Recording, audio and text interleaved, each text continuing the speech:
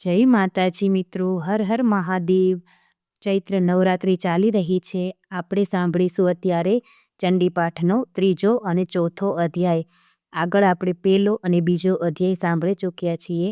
હવે આપણે ત્રીજો ચોથો અધ્યાય સાંભળીશું અને મા કુળદેવીની અને મા નવદુર્ગાની પૂર્ણ કૃપા પ્રાપ્તિ કરીશું। જો મારો વિડીયો તમને પસંદ આવે તો લાઇક, શેર ને સબસ્ક્રાઈબ કરી કોમેન્ટમાં જય માતાજી જરૂરથી લખજો। અધ્યાય ત્રીજો, સેનાપતિઓ અને મહિષાસુરનો વધ। કમળાસના જગદંબાના અંગોની કાંતિ સૂર્યોદયના કિરણો જેવી છે। તેમણે લાલ રંગની સાડી અને ગળામાં મુંડમાળા ધારણ કરી છે। એમના સ્તન ઉપર રક્તચંદનનો લેપ, કર કમળમાં જપમાળા, વિદ્યા, અભય તથા વર મુદ્રાઓ છે। તેમનું ત્રિનેત્રવાળું મુખ શોભી રહ્યું છે। તેમના મસ્તક ઉપર રત્નજડિત મુંગુટ અને અર્ધચંદ્ર છે। એવી દેવીનું હું ભક્તિપૂર્વક ધ્યાન કરું છું। દેવીએ ચુકસુરનો નાશ કર્યો। ઋષિ બોલ્યા, અસુરોના સૈન્યનો આ રીતે નાશ થતો જોઈને સેનાપતિ ચિકસુર ક્રોધિત બની જગદંબા સામે યુદ્ધ કરવા લાગ્યો। એ અસુરે દેવી ઉપર બાણ વર્ષા છોડી। ત્યારે દેવીએ બાણો છોડીને જાણે રમત વાતમાં તેના બાણોના સમૂહનો અશ્વો અને સારથીઓનો નાશ કર્યો। ઉપરાંત ચિકસુરના ધનુષનો, ધજાનો અને તેના એકે એક અંગોને બાણોથી વીંધી નાખ્યા। છતાં હતાશ થયેલો ચિકસુર ઢાલ તલવાર લઈને દેવી તરફ ખસી આવ્યો ને તીક્ષ્ણ ખડગ વડે દેવીના સિંહના માથાના અને દેવીના ડાબા હાથ ઉપર ઘા કર્યો। પણ રાજન, દેવીના હાથને ખડગ અડતા જ તેના કટકા થઈ ગયા। આથી તેણે ત્રિશૂળ લઈ ભગવતી ઉપર ઘા કર્યો। દેવીએ સામેથી ત્રિશૂળ આવતું જોઈને પોતે સામે ત્રિશૂળ ફેંક્યું। આથી ચિકસુરના ત્રિશૂળના ટુકડે ટુકડા થઈ ગયા અને ચિકસુરનો પણ નાશ કર્યો। સેનાપતિ ચામરનો નાશ। આમ ચિકસુરનો નાશ થતાં ચામર નામનો બીજો સેનાપતિ હાથી ઉપર બેસીને યુદ્ધ કરવા આવ્યો। ચામરે દેવી ઉપર શક્તિ ફેંકી, ત્યાં તો દેવીએ હુંકાર માત્ર કરીને એ શક્તિને ક્ષીણ કરી। આથી શક્તિને તૂટેલી જોઈ ચામરે ક્રોધથી ત્રિશૂળ ફેંક્યું। દેવીએ બાણો વડે તેનો પણ નાશ કર્યો। આ સમયે દેવીનો સિંહ છલાંગ મારીને હાથીના મસ્તક ઉપર જઈને બેઠો અને ચામર સાથે બાહુ યુદ્ધ કરવા લાગ્યો। યુદ્ધ કરતાં કરતાં બંને જમીન પર આવ્યા અને સામ સામે ભયંકર રીતે પ્રહાર કરવા લાગ્યા। છેવટે દેવીના સિંહે વેગથી આકાશ તરફ કૂદી ચામર ઉપર પડી પોતાના પંજા વડે તેનું મસ્તક જળથી જુદું કર્યું। આ બાજુ દેવીએ શિલા અને વૃક્ષ આદિથી ઉદગને હણી નાખ્યો। વળી એમણે દાંત, મુઠ્ઠી અને થપાટ મારીને કરાલને ગબડાવી પાડ્યો। પછી દેવીએ ગદાના ઘા કરીને ઉદ્ધતને ચીરી નાખ્યો। વળી એમણે બાષ્કલ, ભિંદીપાલ, તામ્રાસુર ને અંધકાસુરને બાણોથી પૂરા કર્યા। પછી ત્રિનયના પરમેશ્વરીએ ત્રિશૂળથી ઉગ્રાસ્થ, ઉગ્રવીર્ય અને મહાહનુનો નાશ કર્યો। તલવારથી બિડાલ અને બાણોથી દુર્ધર તથા દુર્મુખ અસુરોનો વિનાશ કર્યો। દેવી સાથે મહિષાસુરનું યુદ્ધ। આ પ્રમાણે પોતાની સેનાનો નાશ થતો જોઈને મહિષાસુર પાડાનું રૂપ ધારણ કરીને દેવીના ગણોને ત્રાસ આપવા લાગ્યો। કેટલાકને મુખ પ્રહારથી, કેટલાકને ખરીના ઘા કરીને, કેટલાકને પૂંછડીના મારથી અને કેટલાકને શિંગડાવતી ચીરીને નીચે પાડવા લાગ્યો। કેટલાકને વેગથી, કેટલાકને અવાજથી ભ્રમિત કરીને, કેટલાકને નિશ્વાસથી ભૂમિ પર નાખ્યા। પછી તે દેવીના સિંહનો નાશ કરવા ગયો ત્યાં દેવી ક્રોધિત બન્યા। મહિષાસુર ક્રોધમાં આવીને પૃથ્વીના તળને ખરીથી ખોદવા લાગ્યો ને શિંગડાથી પર્વતો ઉછાળી ગર્જના કરવા લાગ્યો। તેના વેગભર્યા ચક્કરથી ધરતી ખળભળી ઉઠી, તેમાં ફાટ પડી। તેના પૂંછડાના પછાડથી સમુદ્ર ચારે બાજુએ પૃથ્વીને ભીંજવવા લાગ્યો। તેના શિંગડાના આઘાતથી વાદળા વેરાઈને ટુકડે ટુકડા થઈ ગયા। તેના નિશ્વાસથી સેંકડો પર્વતો આકાશે ઉડી નીચે પડવા લાગ્યા। મહિષાસુરનું રૂપ પરિવર્તન।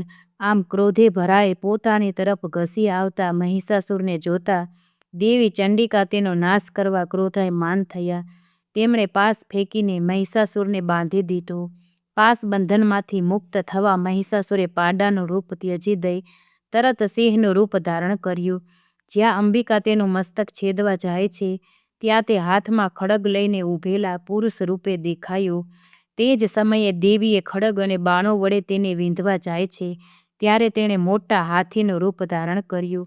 તે સૂંઢ વડે દેવીના સિંહને ખેંચવા લાવ્યો, એટલે દેવીએ ખડગથી તેની સૂંઢ કાપી નાખી. આથી તેણે પાછું પાડાનું રૂપ ધારણ કરીને ત્રણેય લોકને ત્રાસ પમાડવા લાગ્યો.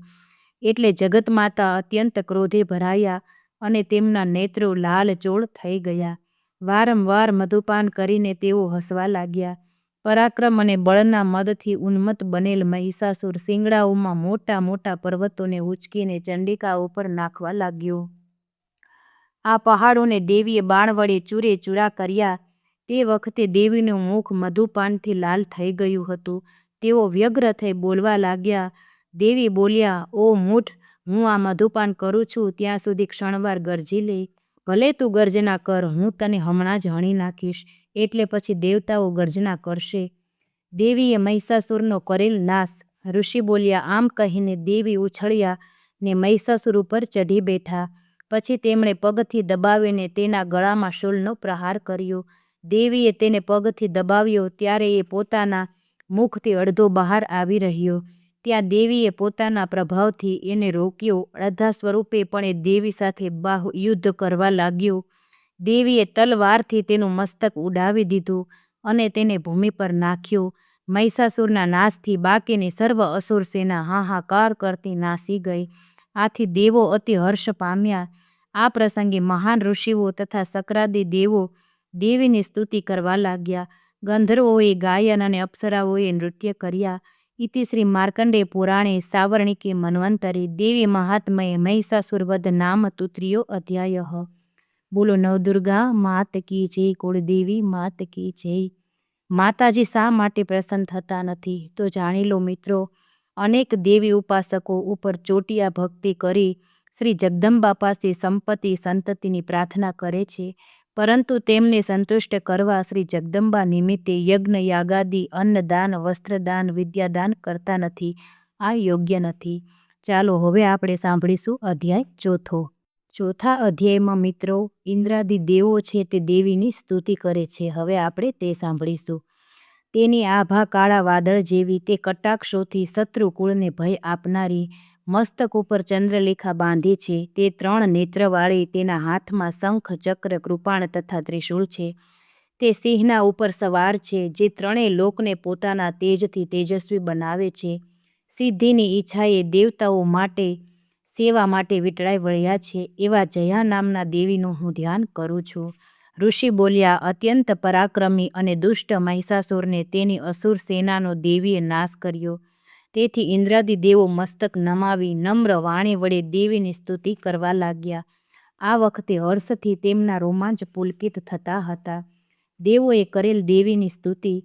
દેવો બોલ્યા, સર્વ દેવોની શક્તિ રૂપે જે તું છે ને જે દેવીએ પોતાની શક્તિથી આખું જગત વ્યાપ્ત કર્યું છે, બધા દેવો અને મહર્ષિઓને જે જગદંબા પૂજ્ય છે, અમે તેને નમસ્કાર કરીએ છીએ. તે અમારું કલ્યાણ કરો.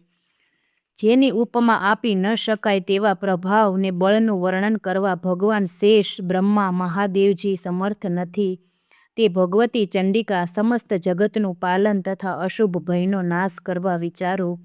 જે પુણ્યાત્માના ઘરમાં લક્ષ્મી રૂપે, પાપીઓને ત્યાં દરિદ્ર રૂપે, શુદ્ધ અંતઃકરણવાળા માનવીના હૃદયમાં બુદ્ધિ રૂપે, સત્પુરુષોમાં શ્રદ્ધા રૂપે, કુલીન પુરુષોમાં લજ્જા રૂપે નિવાસ કરે છે, તે દુર્ગા દેવીને નમસ્કાર કરીએ છીએ. હે દેવી, તમે સમસ્ત જગતનું પાલન કરો. સર્વના આશ્રય રૂપ તમે જ છો. તમારું કલ્પનામાં ન આવે તેવા રૂપનું, અસુરોનો નાશ કરવા કરેલા પરાક્રમનું, દેવો ને દાનવો આગળ પ્રકટ કરેલ અદ્ભુત ચરિત્રનું અમે કઈ રીતે વર્ણન કરીએ? તમે જગતની ઉત્પત્તિનું કારણ છો. તમારામાં સત્વ રજો તમો ગુણ છે, છતાંય દોષો તમને સ્પર્શી શકતા નથી. ભગવાન વિષ્ણુ, મહાદેવ આદિ દેવો તમારો પાર પામી શકતા નથી. તમે જ સર્વના આશ્રય રૂપ અને આખું જગત તમારા અંશભૂત છે. તમે આદ્ય અવિકૃત પરમ પ્રકૃતિ છો. દેવી, આ બધા યજ્ઞોમાં જેના ઉચ્ચારણથી દેવતાઓ તૃપ્તિ પામે છે તે સ્વાહા તમે છો. તે ઉપરાંત પિતૃઓની તૃપ્તિનું કારણ પણ તમે છો. માટે લોકો તમને સ્વધા કહે છે. દેવી, જે મોક્ષની પ્રાપ્તિનું સાધન છે, અચિંત્ય મહાવ્રત સ્વરૂપ છે, દોષો રહિત, જીતેન્દ્રિય તત્વને સારરૂપ માનવાવાળા તથા મોક્ષની આશા રાખનારા મુનિજન જેનું ચિંતન કરે છે તે ભગવતી પરાવિદ્યા તમે જ છો. તમે જ શબ્દ સ્વરૂપ છો. અત્યંત નિર્મળ ઋગ્વેદ, યજુર્વેદ, અથઃ, ઉદિક્તના મનોહર પદોના પાઠવાળા સામવેદના આધાર તમે જ છો. તમે જ 3 વેદ અને ભગવતી છો. આ વિશ્વમાં ઉત્પત્તિ, પાલન અને આજીવિકા રૂપે પ્રગટ થયા છો.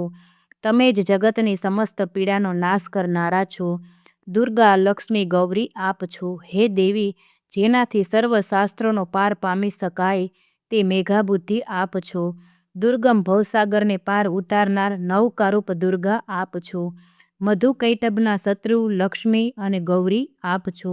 હે દેવી, આપનું મુખ મંદ હાસ્યથી શોભતું પૂર્ણચંદ્રબિંબને અનુસરતું તથા સુવર્ણ કાંતિને ઝાંખું પાડનાર છે.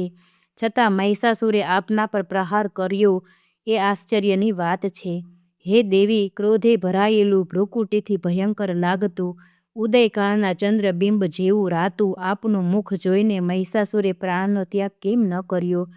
તે અત્યંત વિચિત્ર છે, કેમ કે ક્રોધાયુક્ત યમરાજના દર્શન થતાં કોણ જીવી શકે? મનવાંછિત ફળ આપનાર છો. હે દેવી, આપ પ્રસન્ન થતાં કલ્યાણ કરો છો ને કોપાયમાન થતાં કુળનો નાશ કરો છો. તે હમણાં મહિષાસુર સૈન્યનો નાશ કર્યો ત્યારે જાણ્યું. હે દેવી, આપ જેમના પર પ્રસન્ન થાવ છો તે પ્રતિષ્ઠિત થાય છે, તેમને ધન અને યશ પ્રાપ્ત થાય છે. તેના ધર્મમાં કદી શિથિલતા આવતી નથી. સુપુત્ર, પત્ની ને સેવકો સમૃદ્ધિવંત થઈ કૃતકૃત્ય થાય છે. હે દેવી, તમારી કૃપાથી પુણ્યાત્મા પુરુષ રોજ ઘણી શ્રદ્ધાથી ધર્મમય કાર્યો કરે છે અને તેના પ્રભાવથી સ્વર્ગ લોકમાં જાય છે. તેથી તમે 3 લોકમાં મનવાંછિત ફળ આપનારા છો. મા દુર્ગા, તમારું સ્મરણ કરતા પ્રાણી માત્રના ભયને હરો છો ને સ્વચ્છ પુરુષોથી સ્મરણ થતાં તેમને પરમ કલ્યાણ કરનારી બુદ્ધિ આપો છો. દુઃખ, દારિદ્ર્ય અને ભય હરનાર તમારા સિવાય બીજું કોણ છે, જેમનું ચિત્ત બધા ઉપર ઉપકાર કરવા દયાળુ રહે છે?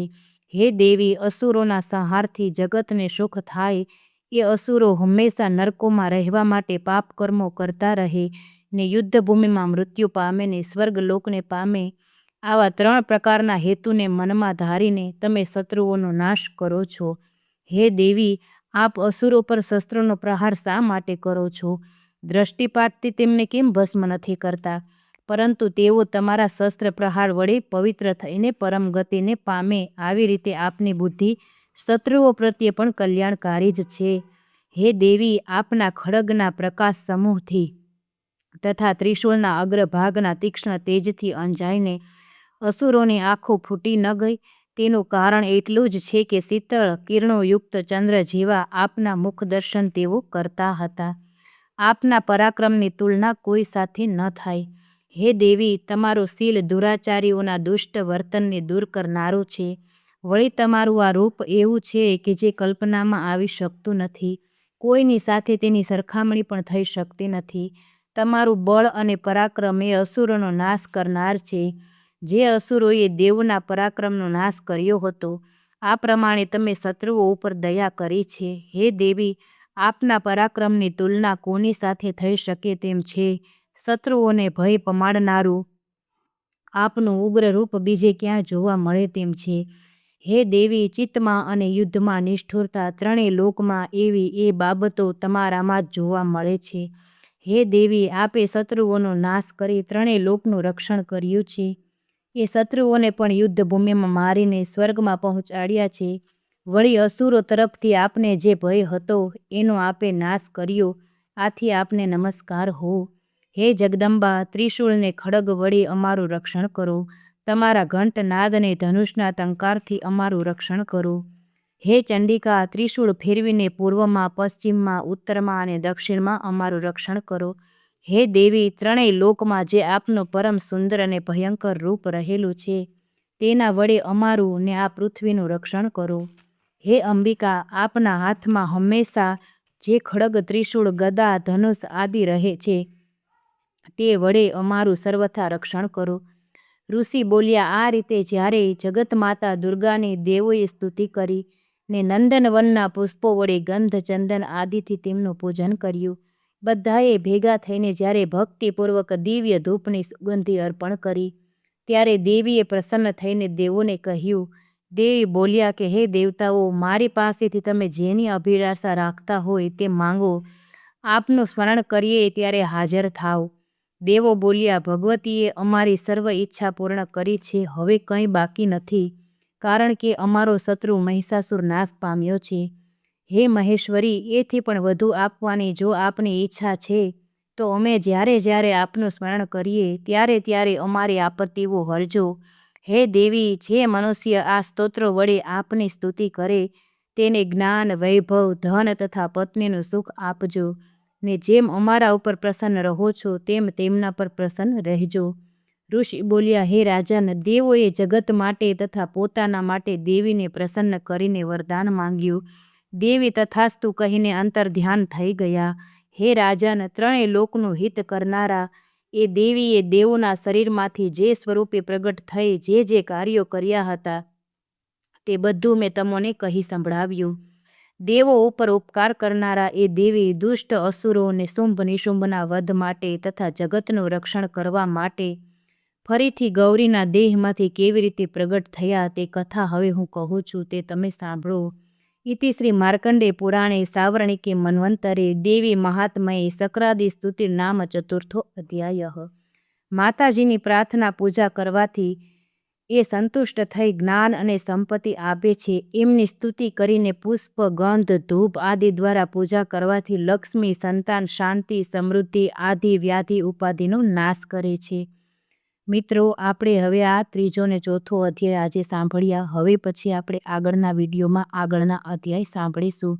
નવરાત્રિના દિવસો છે. માને વારંવાર પ્રાર્થના કરીએ કે મા સર્વનું કલ્યાણ કરે, સૌને સારી બુદ્ધિ આપે, સુખ શાંતિ ને સમૃદ્ધિ આપે. જો સ્ત્રી કોઈ સાંભળતી હોય તો તેનો ચૂડી ચાંદલો અખંડ રાખે. જો પુરુષ કોઈ હોય તો ઘરમાં સુખ શાંતિ સમૃદ્ધિ અને ધંધામાં માતાજી બરકત આપે, એવી પ્રાર્થના સાથે વિડીયો ગમ્યો હોય તો લાઇક, શેર, સબસ્ક્રાઈબ કરી કોમેન્ટમાં જય માતાજી જરૂરથી લખજો. જય માતાજી.